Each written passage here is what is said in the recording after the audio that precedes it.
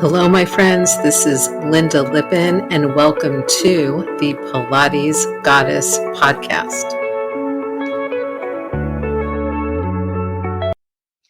Hello, my friends. It's Lynda Lippin here once again, your host for the Pilates Goddess podcast. And I, as always, thank you once again for coming back and welcome you if you are a new listener. So, here on the Pilates Goddess podcast, I do a mix of solo episodes. I do a mix of solo episodes and interviews with other folks in the Pilates space, in the business space, and in thought leadership to really help everybody.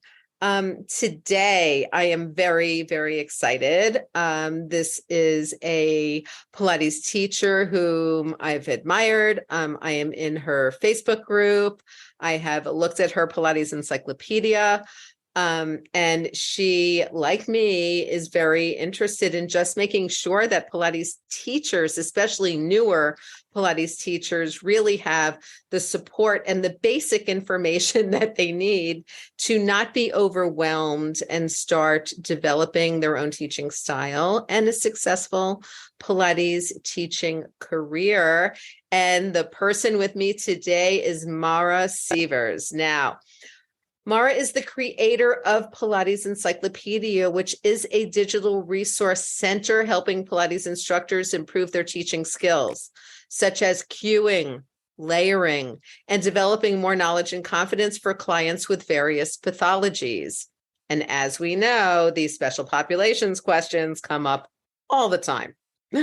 The Pilates method has been defining Mara's movement experience since 1998 and has been a lifesaver more than once for her personally. Me too. We'll talk a little bit about our stories. Her body of work is her dedication to this awesome and powerful practice. And you can reach her directly at hello@pilatesencyclopedia.com. Welcome, Mara. Thank you so much, Lynda, for having me. It's such a pleasure to spend some time with you talking shop. I love your podcast. I think you say so many important things that have to be said. So thank you for all your hard work.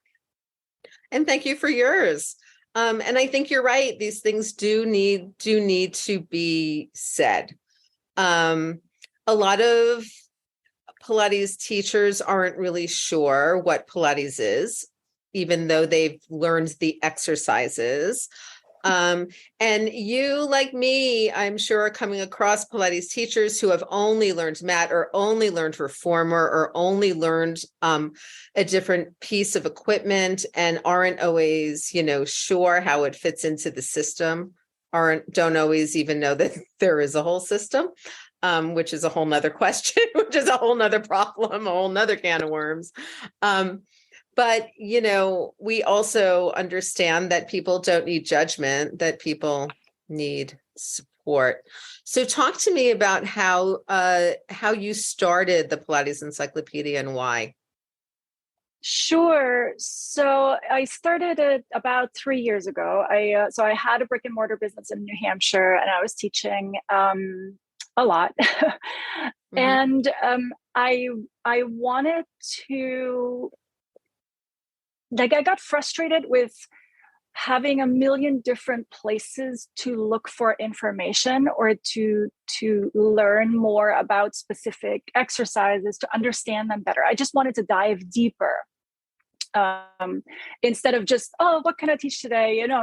It's not so important to me to teach another creative variation. It's more important to me that I understand what am I actually doing here. So I just, when you go through a teach training program, you sort of learn the exercises like you just mentioned, right? You learn the movements, but you don't necessarily learn the why and the really details, the fine details behind it. So after a while, I was like, I wish there was a place where, all of the information about one exercise is all together. And I can ask a question to clarify, to understand why am I doing this exercise? Who would I be doing this exercise with? And then in the other reality in the Pilates world is that every school of Pilates uses a different name for the same exercise. So when you try and communicate with another teacher, you don't know if you're talking about the same exercise. So you have to first explain what is the movement and so on and so forth. So I feel like it was all kind of complicated, and I wanted to create the space where teachers could really find answers to questions regarding specific exercises, like reliably find an answer, and also not just an opinion of some other, new teacher who knows, as little as they know. Right, which is the issue, frankly, with asking all these questions online in Facebook groups, because you don't know who's answering. You don't know who these people are. I mean, I've been teaching Pilates for going on 34 years now. And because the Pilates world is so vast, not everybody knows me.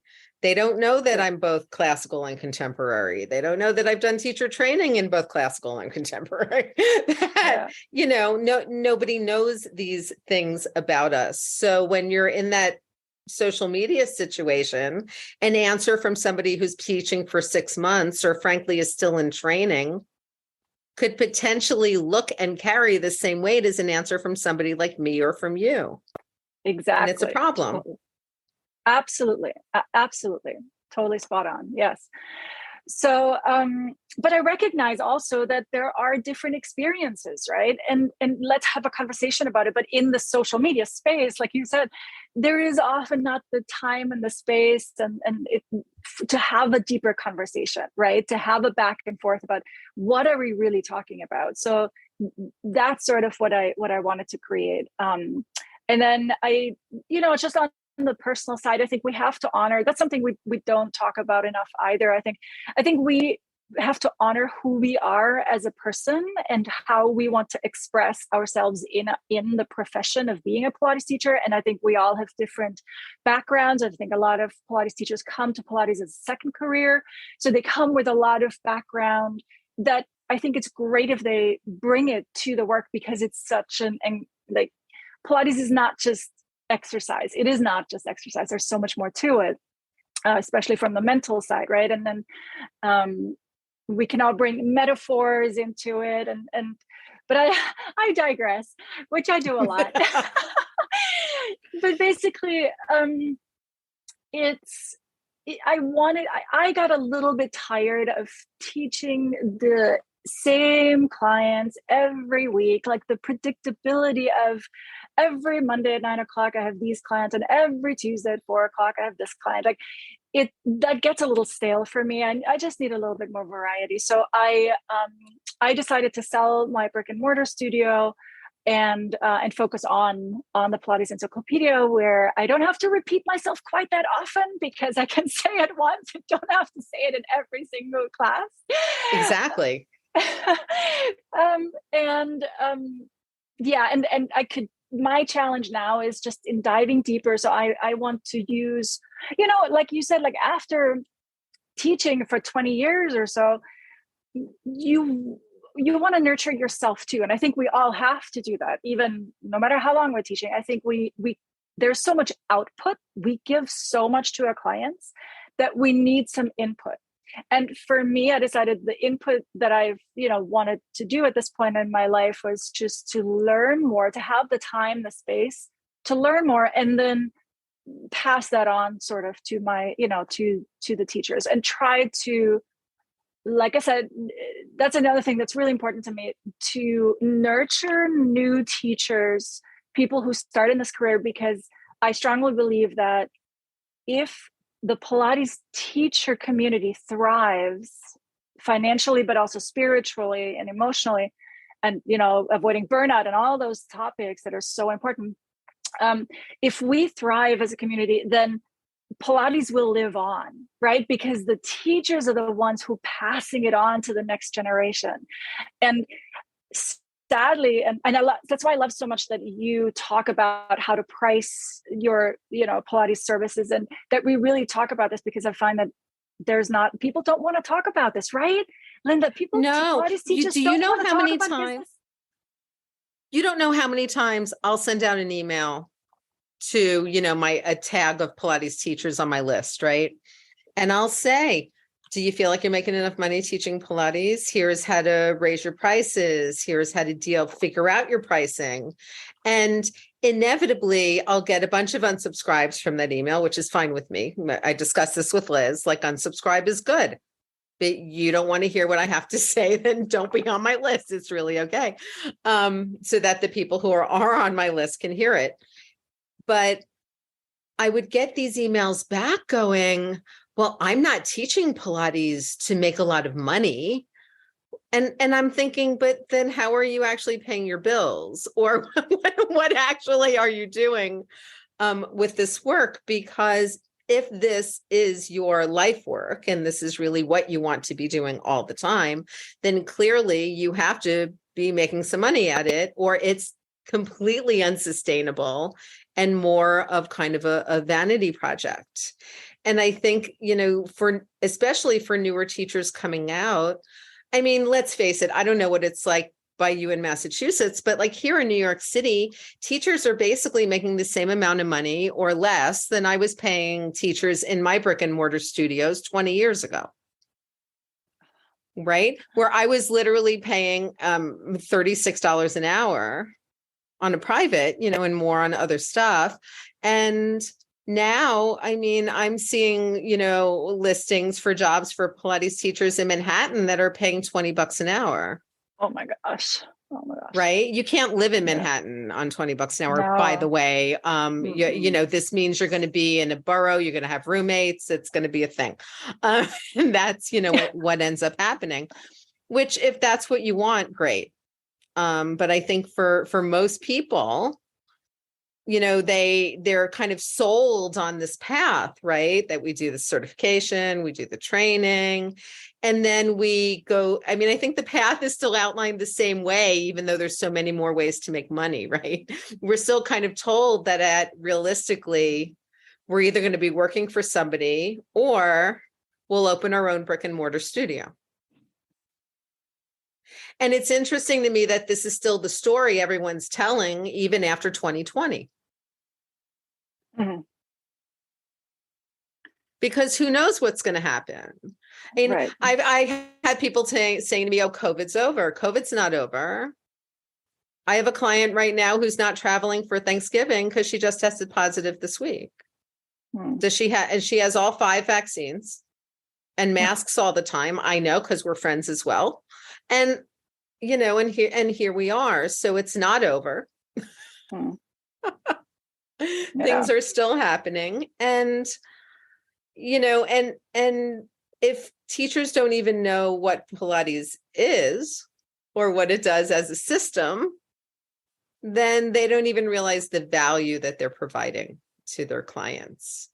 100%. And I think there's so many layers to this. I think a lot of people, I don't want anybody to feel bad that they're doing Pilates as a passion for themselves, right? A lot of people teach Pilates because they want to help other people, because Pilates has been helping them tremendously themselves, right? And so then they want to share it. And that is wonderful. Like, nobody is saying that's a bad motivation, right? That's a perfect motivation to try and do something. And the other thing is too, that a lot of Pilates teachers actually do not need to make a living from it. Like, they only want to do it a little bit on the side. It's a lot of new moms, maybe, or a lot of retired people, just people who don't need to make a living. And that's okay, right? But there are people who want to make a living. And for us, but that's the thing, I think it's only a small group. So those unsubscribes that you're getting, those are maybe just, the people who don't want to ever do it or have make a living from it. But for those who do, yes, we do need to charge appropriately, because otherwise it's unsustainable. And every teacher who teaches full time at one point, I think, gets to the point where they say, okay, I'm now maxed out. I'm teaching as much as I physically can without burning out, and I cannot make any more money. I'm capped. but expenses rise here and there all the time. And then at one point, you don't want to work 7 days a week anymore. Maybe you want to only work 5 days a week, and maybe you want to take 2 vacations a year. And there are other things. And when you're not working, you're not making money, right? It's so many levels, and we just need to build that in. We don't want to be millionaires. And when you and I talk to people about having a sustainable Pilates business, we're not talking about right, some kind of getting rich off of other people's, misery.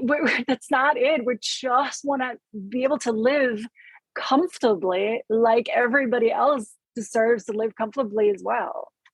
Right. And to understand that we are providing people with an exercise method that is uniquely situated to really help folks with neurological disorders, to really help folks who are struggling with disc herniations and back and neck pain, who are struggling with osteoporosis, right, which is one of my specialties, who had a baby even 10 years ago and are still dealing with the diastasis recti and the urine leaking and the weak pelvic floor because none of that work is covered by insurance. And so they're coming to us in Pilates, and we can actually help them, right? We can actually do this. And, I have a lot of teachers who will come to me and say, but, I don't want to be working with all really wealthy people. Well, that's okay. What I often say to them is I work with a small number of really wealthy people. And those people pay me very, very well for their online private sessions. And that then allows me to teach my $5 30-minute classes on Revel 3 times a week. That then allows me, to run my Strong Bones Pilates studio, where you can come in as a member for, just a little over $100 a month, but get 16 live classes and, a bunch and plus access to all the recordings and a bunch of other support.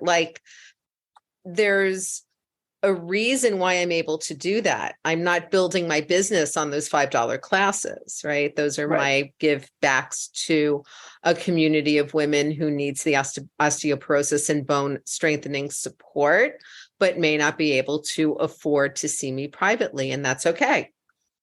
Absolutely. And to be honest, at this point, there is so much free Pilates that people can take. People who really, truly cannot afford a teacher can still find so much Pilates on YouTube and on the internet. So I don't think anybody has to, but it doesn't have to be you, listener, who wants to, make at least a little bit of income on the side. It doesn't have to be you teaching these a one-on-one session for free or for not enough money. There is other Pilates, that's all I'm saying. It's not that we're completely leaving people hanging who need us. We can direct them towards something that's possible for them, and we can still survive. And we can direct them to other Pilates teachers, which I do all the time. I mean, I think that's the other thing that we all need to remember is that we have a community of teachers. And I really feel like, especially I think for the newer teachers that have been coming up, within the last 20 years after the Pilates trademark lawsuit, that they, that we kind of have created this, this classical versus contemporary situation, or all of these divisions, right? Within the community, are you this or are you that? Do you teach this or do you teach that? And instead of being something, I don't really know a lot about that, so I'm going to send you to somebody who does, right? Allison Marsh and I talked a lot about this, how teachers who really don't know postnatal or really don't know how to deal with diastasis recti and hernia can actually hurt their clients. And unless you want to take some continuing ed and really learn how to deal with that, which is, one way to go, the other way to go is, who else do I know in my area? Who else do I know online who can handle this and do it really well. And Right. as we're more generous with making sure our clients get their needs met, even if we can't do it, that comes Absolutely. back to you. That comes back to you all the time, right? Of suddenly you're getting referrals from other people. I 100% agree, Lynda. Like, so that's something that in my studio, my brick and mortar studio, that was always the most important thing to me is my students' well-being has to be my main concern. Right. And if I am not the best person to help them, it's my responsibility to send them somewhere where they can be helped in the best way. And it didn't happen a lot after a while because I had a reputation to help certain people, and those ended up coming to me, right? So, but it did happen once or twice that I really just sent people away. I had initial consultation with them. I heard what they were trying to get out of Pilates. I was like, I am not the right person for you. You got to go somewhere else. I don't want you to waste your time, your money, because even if they stay with me for a month or something like that, they eventually realize, no, this is not what they wanted. And then they end up saying, oh no, Pilates didn't work for me. Because there's no differentiation. Pilates could have helped them, but maybe a different teacher, different style, or different, I don't know what. Or maybe I'm just telling them right away, you know what, Pilates is just not the thing for you. It's like as if I love using metaphors because they're easier to comprehend than the whole difficult, like biomechanics of Pilates or whatever. But like, it's as if people come into a Chinese restaurant and they're asking for Japanese food. Right. They're gonna be disappointed. Right? So when somebody comes to Pilates, I need to make sure that they understand what it is. And they might I think a lot of new teachers think, oh, people do know what Pilates is. And then maybe they do a Google search and they read an article or something, and they've been referred by somebody, and they come with expectation or they come with an idea. But I think it's really important that there's a conversation between teacher and student at the very beginning, at the very initial contact, where the two of them are having a conversation to say, okay, why are you here? What are you trying to get out of it? What do you think Pilates is? And why do you think Pilates can help you? And I'm listening to that. Me as a teacher, I'm listening to what the potential client is telling me. And then I can reflect back and say, okay, yes, I believe this is where we are a good match. I believe that this is an area where I don't think I can help you as well, but I can refer you to somebody who could. And then in collaboration with maybe your physical therapist, your massage therapist, your chiropractor, we can try and help you achieve your goal, right? But there has to be this conversation, I think, and that's being missed, I believe, a lot of the times, because we throw people on the reformer and we start moving and we hope that they fall in love with the movement. Well, I also think that we don't always really address people's concerns and new teachers, especially because they're hungry for clients, right? Especially, look, if you just opened your brick and mortar studio and you've just spent, $10,000 to $12,000 on your training, and then you've just dropped, 5 figures on your apparatus. You want bodies on the apparatus, period, end of discussion. This is, of course, what screwed a lot of Pilates teachers in March of 2020, when they had just spent the past 10 years telling all of their clients how crappy mat work was and how awesome the equipment was. And then all of a sudden they were trying to sell their clients on doing Zoom mat sessions, right, at home. And I have a funny story where I had a woman get in touch with me. She scheduled a phone consultation, 20-minute, my 20-minute free phone consultation. And she gets on the phone with me and she's like, so, I have a diastasis recti. I've had it for a while. And then she goes, can doing Pilates cure my diastasis recti? And I was like, absolutely not. I said, can we strengthen everything there? Can we strengthen the connective tissue? Can we strengthen the muscles? Can we get everything working well together? Yes, we can. Is that going to reattach your linea alba? No, it's not. The separation is the separation. Like surgery will reattach that. But can I get you functionally stronger? Yes. Can I get you to not leak urine when you jump? Yes. And can I get you to probably be able to wear, like a mummy dress and look good in that? Yeah. Those are things we can do. And she said, well, that is really refreshing because the last 4 Pilates teachers I spoke to told me they could cure my diastasis recti. And I said, well, they can't. I mean, unless they're like miracle workers or they're doing psychic surgery that works, they cannot. And so I ended up getting that client. And honesty, right? So honesty, differentiation, people realize that things are not black and white. So when you're like promising something that doesn't quite sound believable to the client, and they are suspicious and for good reason, and that's okay. And I mean, also what you're saying, I love it, but it comes out of experience, right? It comes out of years of experience and your faith in your own knowledge and in your ability, because you've been doing this for such a long time.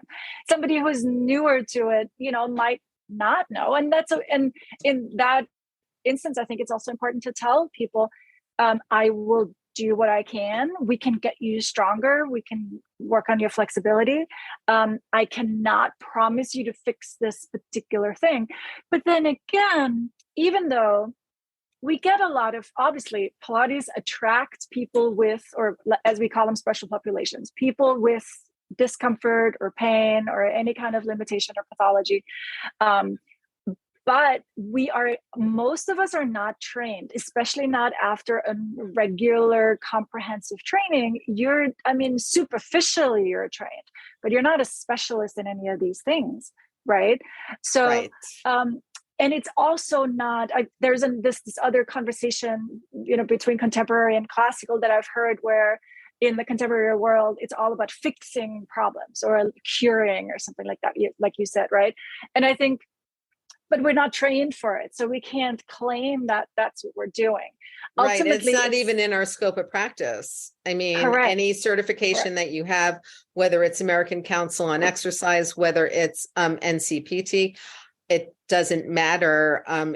It's in our scope of practice that we're not healing people and we're not curing people. Right. And I think if we take that load off our shoulders of having to do that, of that's the expectation, then I think we're also much more confident, and it's actually easier for you to teach, right? For especially somebody new, just say, okay, I do recognize it. I can modify for it. I will take it into consideration when designing your program or when guiding you through the sequence. I will choose to not do certain exercises. I will maybe choose to do specific exercises for you. But ultimately, it's a conditioning program that makes sure, like I like to call it, it's a systems check. Right? Like every session is sort of a systems check. We're going through all of the body systems and we're making sure that everything's working the way it should. And then along the way, we'll probably come across something that doesn't work the way it should. And then we're trying to clean that up. It's like a check engine light is on and we run a diagnostics and we're like checking, okay, what is it? And then maybe it's just a minor issue. Maybe it's a major issue. But if there's a major issue, then we're going to refer out, right? We're going to ask for help from either a doctor or a physical therapist or whatever. And then, so if you think about it as I had this new metaphor recently, so I'm all excited about it. I have to tell everybody about it. Share it. Share the new metaphor, Mara. We're here for it. Thank you. So imagine in the car either the indicator either for the heat, for the engine heat, or the gas tank. It's this dial on like a quarter circle or something, right? A dial. Yep. And it goes from red through yellow to green. Not always have colors, but let's do the colors because it's great. It's easier to remember. So if somebody is in the red, right? Like they have a disc herniation or they have a broken bone or a disc, a spine fracture or whatever. They're in the red. There's a structural problem. They need help from a physician, a surgeon, maybe a physical. A doctor and the surgeon. I would say they might have to treat it with drugs, whatever. It's totally out of our scope. It's in the red. Then let's say somebody has a hip replacement, right? Then they're going to go to PT and they're moving into the yellow part where Right. they're learning to, like, the tissues heal, right? There's still tissue healing going on. We can't load fully. We still have to, like, go really easy. And then from the yellow to all the way to the full tank, from the middle, right? To the middle, all the way to the full. That's where Pilates kicks in, where we're taking them when they're done with physical therapy and they're still limping, right? They've had that knee replacement, but they're still limping 6 months later. And that's where we're going to take them to full ability, to really being able to go back to their sport, or again, being able to use their joint fully without any pain, any lingering tightness or whatever. And that's what we do. And I think if we all recognize that and be upfront about it, then we all have an easier life and people won't be disappointed. Exactly. And I also feel like the beauty of that too is that it encompasses the entire Pilates system. And this is, as I've been kind of hiring teachers for the studio in Bermuda that I work with, and, for different spas, it's kind of very interesting to me. First of all, I'm getting people who just don't have a CV and have never seen a need for one. And I'm like, well, that's kind of interesting. I guess I come from a time like where we didn't all have online profiles. Like your website is not your CV, right? You still need the CV. I'm like, if you're on LinkedIn will actually format a CV for you if you have your whole work history plugged into that. So it's like you could do it. But the other interesting thing that I'm seeing now is a lot more compartmentalized training.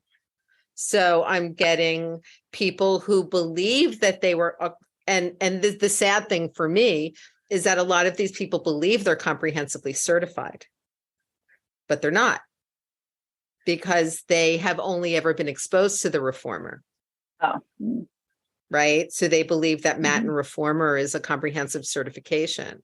Then there's also certifications that only teach kind of what you will teach in the confines of that studio. So then I have, folks who are, say, Legree certified, right?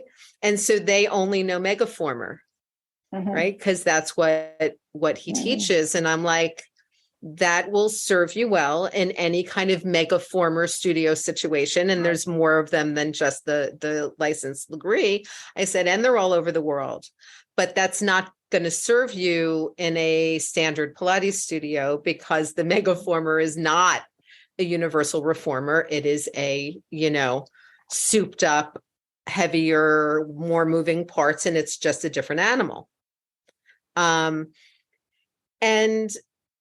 Or you have ones where sometimes they've taken exercises completely out of the training. Like if you go to, like, say, a club Pilates, they might be teaching short spine, but they're never teaching tree. Right? Because they, believe tree is dangerous and people could fall on their head, and we're teaching 12 people at a time. So maybe we don't go there. However, then you have teachers who don't know a basic exercise, right? Yeah. Within the Pilates system. So, I feel like there's a big disconnect out there. And this is where programs like my Pilates Teacher Masterminds and your Pilates Encyclopedia come in, where we say, we understand that a lot of you are coming through trainings right now that are not really giving you the whole picture of Pilates. They're not talking to you. Like, I love the post you just did about swan on the spine corrector versus swan on the mat, right? Things like that. Or swimming, frankly, on the spine corrector versus swimming on the mat. So that people get a sense of, kind of what the whole system looks like and how these things fit into the actual Pilates system. I think is it in your group that somebody posted the question about the client who got the Malibu chair? I think I'm it not might, sure. I think Could it be. might be Yeah. where they're like, I've got a client who just bought a Malibu chair online and she only wants to learn chair. She's only with me until she Okay. learns the chair repertoire. But I'm making her do the whole system so that she understands that there's a Pilates system. And I kind of appreciated that. But part of me also remembers that Joseph Pilates always said, if we could just have one piece of apparatus everywhere so that everyone could do Pilates, then I would be happy. Yeah. You know, even if you just had a chair or you just had a reformer or you just had a barrel. I'm also a big believer in the fact that Joe would have loved that he would have been all over like latex tubing and bands had he Yes. been around during a time Yeah. when, you know, they were able to be used for non-war things. You use rollers too, right? Oh, I yeah. heard. Yeah. Yeah. I do rollers because you can mimic a lot of actually the spine corrector and the small barrel work on a roller. I mean, even though we can all buy like cheap foam, you know, spine correctors now on Amazon. Right. Right. Yes. Yeah. You know, most people have rollers, and it turns out that there's a whole lot you could do with the roller. There's a whole lot you could do with the magic circle. There's you know, a whole lot you can do with all of these things. One of my clients the other day said to me, is there a way that we could mimic leg springs, you know, with me here on Zoom? And I said, yeah, because you have ankle straps that came with your band and tubing set that she actually has attached to a wall anchor. And I said, yeah, you're just going to get in your back. We're going to take those puppies. We're going to put them on your feet. Awesome. And we can do the leg springs. Yeah. Fabulous. You know, with your tubing. So it's also, but again, that comes from, I think, an understanding of Pilates as a system and what we're trying to do with the work. Yes. And yes, right. So I totally respect that not every person will buy a whole studio, you know, for their own workout at home. I totally respect that. And if somebody purchases a chair and they want to, you know, learn some exercises in the chair, that's totally fine. I actually had a client as well who they bought an extra chair from me. And then, you know, we worked on some chair repertoire for at home, and that's fine because Joseph Pilates also gave people, right? He built chairs for people's apartments, didn't he? And right. And gave it to them so that they could continue some exercises. And that's totally fine. But where the system comes in, or the knowledge of how it all connects, or is from the teacher's perspective. So for the student, it doesn't matter, right? But for the teacher, like, and to be honest, I started just with mat as well. And again, that's a reality. A lot of people just, it's more accessible, right? You just start on the side. You don't know if you're really going to love it. In my case, it completely took over, and I'm happy about that. It was wonderful, but I started just with mat, and I taught that for a long time. And but once I started to go through the comprehensive, and I got all these other tools. It's a huge relief, to be honest, for the teacher, because you have tools to help everyone. And I think a lot of maybe the frustration that comes for a mat and reformer teacher is if they want to do, like, let's say they want to teach somebody a spine extension, and the client doesn't have much spine extension. Well, because if they don't have a barrel, if they don't have a round apparatus, it's much harder.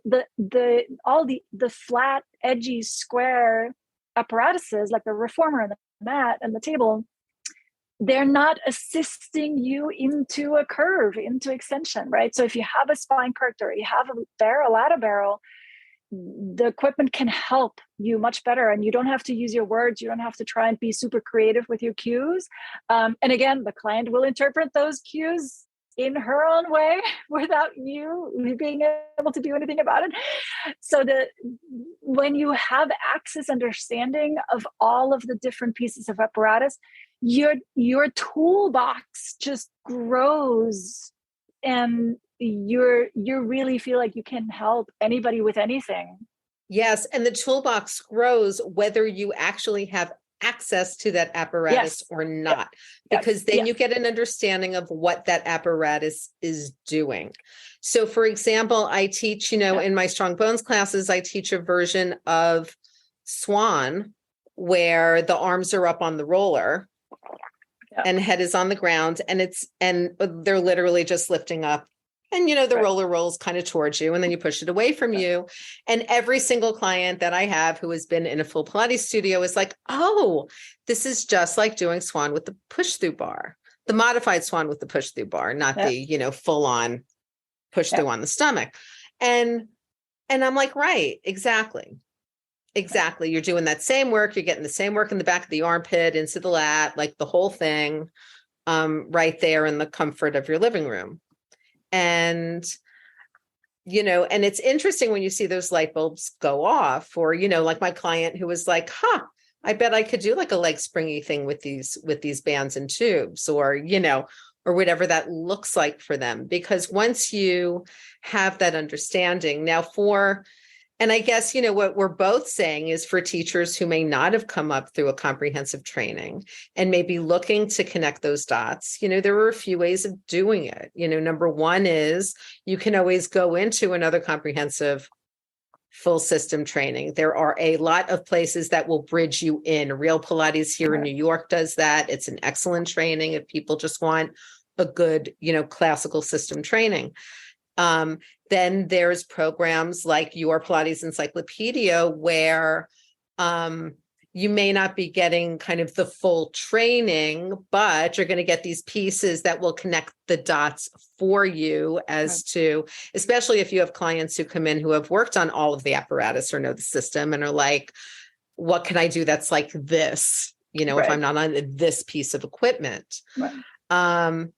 Then like in my Pilates teacher mastermind, I have a review videos of the entire classical system, the whole thing.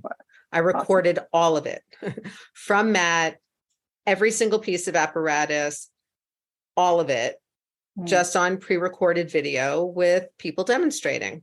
sometimes me teaching.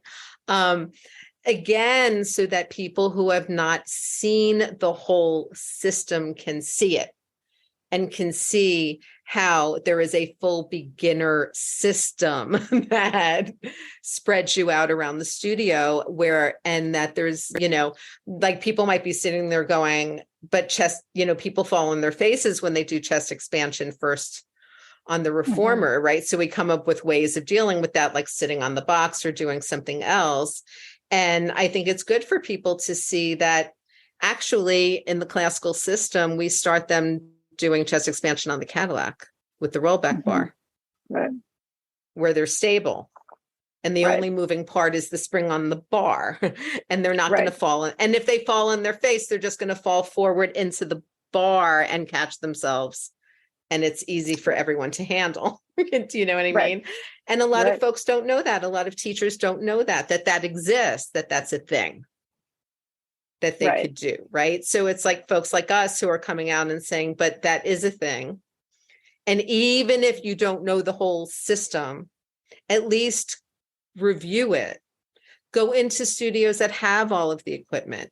I've often said this to teachers who I'm hiring for overseas. Like if you haven't worked on a certain brand of apparatus, I highly encourage you to find a studio in your area that has that brand and go work on it, because they're all really different, right? Oh, yes.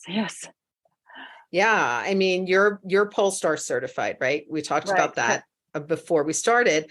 And so you came up with the balance, with balanced body apparatus, because that's what Polestar uses, and not the classical legacy, whatever balance, but the 5-spring riser balanced body apparatus with the lighter leg springs. And, there's certain things that you find. So I always knew that if I was ordering balanced bodies, say when I was at Parrot Key, in Turks and Caicos, that I would order different weight springs for my reformer so that I had heavier springs, because I knew I wanted that. So it would be more like a classical reformer. Do you mind me asking? So would you then order like green springs, a lot of green springs instead of red? This is totally like talking no, shop. I would actually do 2 green and then Okay. a red, blue, and yellow. Gotcha. Yep. Okay, cool. I only had, there was a little while there when I didn't have any Cadillac or tower systems. So I really wanted that yellow spring, for certain things that I might do, in a different way. Once I got the towers, I ended up changing and getting rid of that yellow spring and doing 2 green, 2 red, and a blue, which worked really well. Yeah. For that. And I would always order a set of purple leg springs, which many people don't even know exist. But yes, Balanced Body makes a heavier leg spring. It's purple. Yes. And you can order it, but that's not what comes standard with your Cadillac or your tower system. So, there's all kinds of ways that we can make the equipment, whatever brand it is, a little more of what you're used to. And it requires better education also, better and longer education. So here's a little anecdote that I love telling because it's just mind-boggling. So I went to the hairdresser. This was years ago. I went to the hairdresser, started to chit chat with her. And then I happened to ask, I was curious and I wanted to know how many hours does a hairdresser have to practical hours does a hairdresser have to do to become certified as a hairdresser? And that was New Hampshire. I think it's different in different states, but that was in New Hampshire. And so I'm going to have you guess how many hours do you think a hairdresser has to do? Hairdresser, several hundred, I would think. Yeah, 700 hours. Yeah. Yeah. And in Pilates, we have to do 450 hours. Right. And hairdressers deal with your hair and we deal with the whole body. Right. So it's just not enough education. And that's the problem that a lot of new teachers run into is that they're officially certified. Right. So supposedly they now know what they're doing. And then they go out in the real world and they're like, oh my gosh, I got that. Like nobody's really without any limitations. Like there's so much that I don't know. And basically, the bottom line is that we just need to be better educated. And that's where there's a lot of continuing education that is okay. And I know that a lot of new teachers get frustrated because they just spent so much money on education. And now they feel like people want them to take even more education. And I think the problem here is that the initial education is not long enough, but nobody would sign up for that initial education if it would take 3 years and would cost $20,000, right? Then nobody would become a Pilates teacher anymore. So it's a tricky thing. And that's, I think, a lot of new, people who approach a Pilates teacher training or consider it, they really don't know what they're getting into. And I know I'm being really honest here right now. And if you're listener, if you're considering becoming a Pilates teacher, I don't want to discourage you. I just want you to be ready for or aware of what's to come, because you're learning movements, you're learning exercises, but once you're actually doing it, you're going to realize, oh my God, this looked so easy, but this is so much harder than I ever thought it would be. And then you have a choice. You can either take more training and make sure that you learn the skills you need to deal with the people that you're working with, or just do it for fun and, right. teach safe classes and that's it. But right. That's why even when I see these questions, from newer Pilates teachers, okay, so what do I do for osteoporosis? Okay, I've got this person with a disc herniation. What do I do with them? And I'm like, well, I don't, we don't know anything else about your client. That's why that's where, you might notice in the group, I'll usually just say, just listen to this podcast episode because it may address what you're talking about. And if that one doesn't, there's probably one in the 30 odd ones that are there that will address it, or search out my group, because I'm not going to link to my group from your group because that would just be obnoxious. Um, and I'm like, or just search out the group. I've got a bunch of videos in there and you can just go, check them out and kind of see if that's helpful for you, because that's what I see is just the question for me isn't really about osteoporosis, the question and modification. The question for me is really about, oh shit, this didn't come up in my training. And now what do I do? And the last thing that I want to do is just go, well, you don't do this, and do this, and this. I want them to have a little more than that, just a little bit more than that. Well, and then if you tell somebody, so for instance, I would recommend them to like look for assisted spine flexion, I talk a lot about movement skills, right? So hip flexion, hip extension, because it's a more general, a more objective way and general way to look at it, and also to dissect exercises, to take them apart and to analyze them. And then you can come up with your own movements and the rationale. Once you understand the rationale behind it, right, you can choose the appropriate exercises for yourself. Like I don't think it's helpful to say do this exercise and don't do this exercise. I mean, it is a starting point, but you need to understand why not this and why that, and then you're going to be so much more independent and confident when teaching. Exactly. And that comes through in your teaching, that comes through to your clients. Everyone does better. Clients have better outcomes. We feel better about our teaching and are less stressed out. And it's kind of a win-win for everybody. So Mara, where is the best place for people to get in touch with you? That will be PilatesEncyclopedia.com. Okay. And email you're better with email than with social DMs and things like that. I am best with email. Yeah. So if somebody wants to email me directly, that will be wonderful. It's hello@PilatesEncyclopedia.com. Great. And I will have all the links to everything will be in the show notes, as well as to your social. And I actually, even though you didn't put the link to your group, in your notes to me, I am putting the link to your group in the show notes because I think your group is great. I'm a member of the group. I answer questions in her group all the time, as well as in my group. So thank you. It is ultimately a place where you can kind of find both of us and find just a good group of teachers to kind of help support you in your process. So, and where you're not being ridiculed for any question that you ask. I just want to throw that out there real quick too, because right.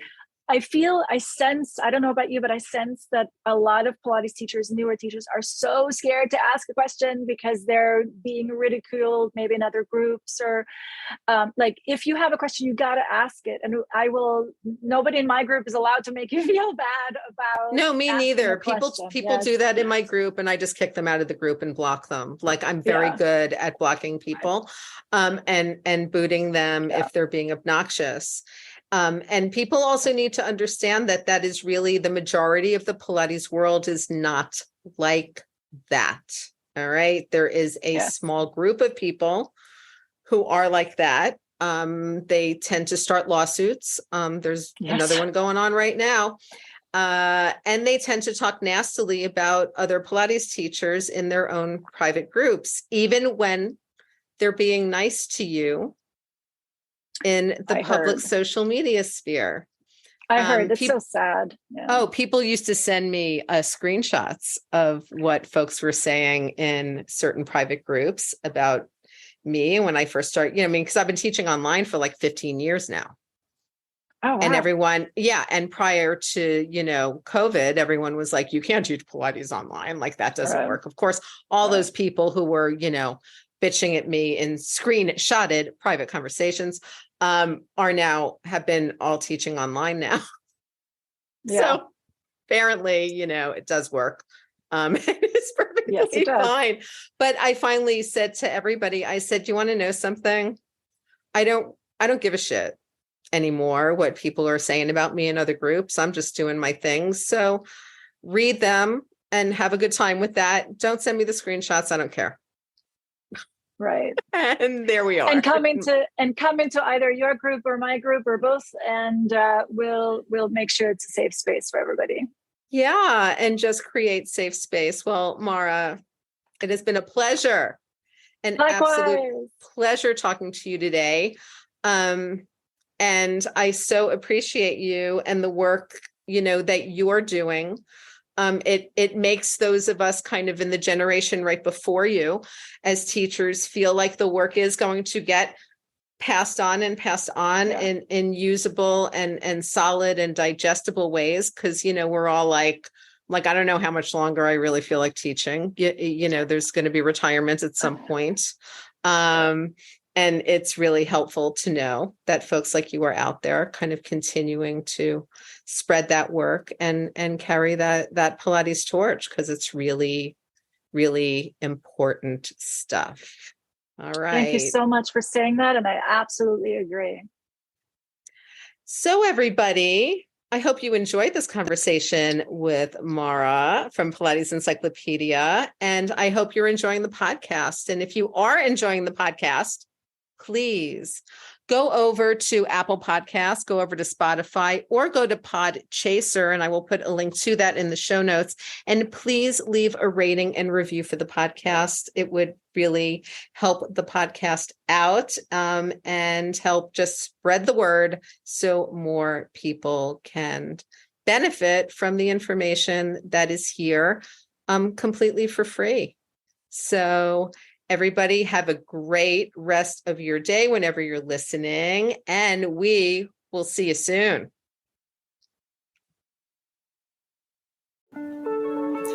Thank you so much for listening to the Pilates Goddess podcast. Music brought to you by Nerd Salad. Please leave a review on Apple Podcasts, especially if you liked it. And please like, share, and subscribe wherever you listen to your podcasts. Thanks.